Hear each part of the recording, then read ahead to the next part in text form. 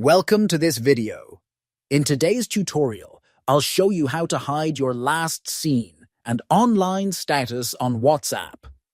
If you value your privacy and don't want others to know when you're online or when you last used the app, this quick guide will help you turn those settings off easily.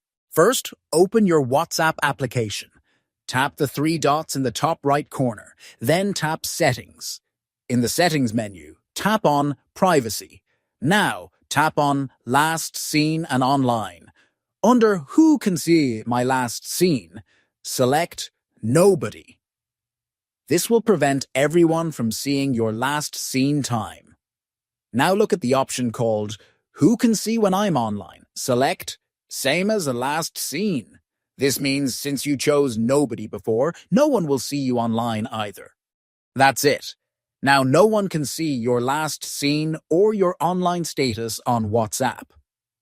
If you found this video helpful, feel free to like and subscribe for more simple tutorials. Thanks for watching.